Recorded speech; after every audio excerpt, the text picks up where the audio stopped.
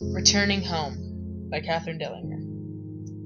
He turns his head to face a desolate street, and the memories still lurk behind him, their dark shadows giggling in the back of his mind.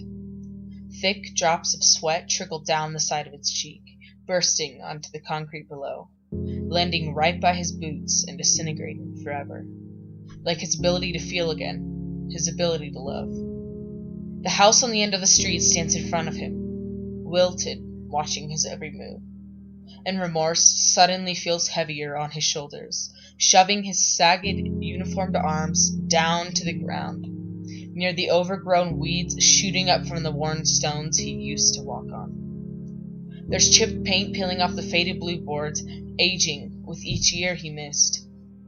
The memories of his adolescence appear before him, washing over him like a tidal wave.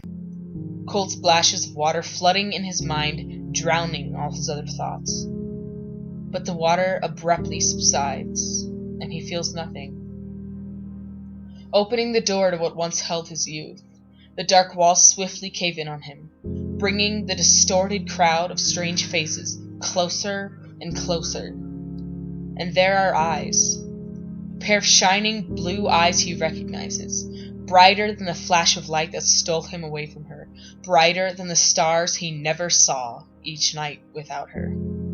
He almost curls a small smile, but then he sees strange white hair sprouted in delicate skin, wrinkles creasing in unfamiliar places, and those same blue eyes he thought he knew blink in a different rhythm.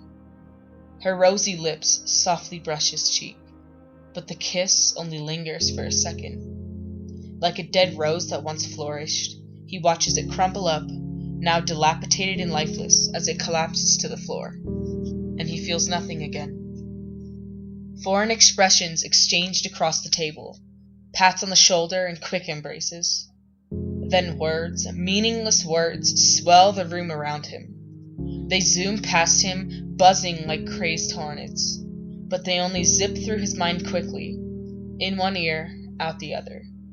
And he watches the words that float into serenity out the window. Looking around, there are smiles and laughs bouncing off every wall, creating fuzzy white noise teasing his mind, like a bomb ripping through the wind, exploding into the ground, taking away every bit of innocence he knew. He wishes it would all just stop. The screams of terror ringing in his ear, the reappearing pain-stricken faces in black smoke. But he sits quietly, tapping his foot with the sound of the fan, trying to find a moment of happiness.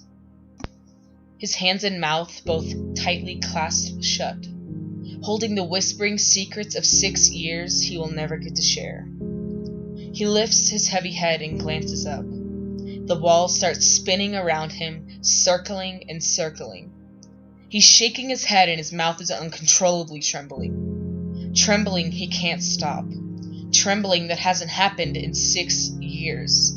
Trembling like the day he was taken away by the crisp white letter that officially sealed his life to hell.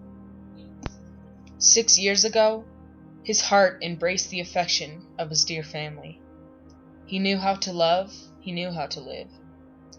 And now, after pure spite and bitter mud glued on his face, after helmets of sweat stuck on his head, draped around his mind, after smoke hid deep in his clothes and buried into his flesh, after death that has forever transformed his sight, after 6 years of longing for a single feeling, he sits in silence as the room gets bigger and his heartbeat gets lighter.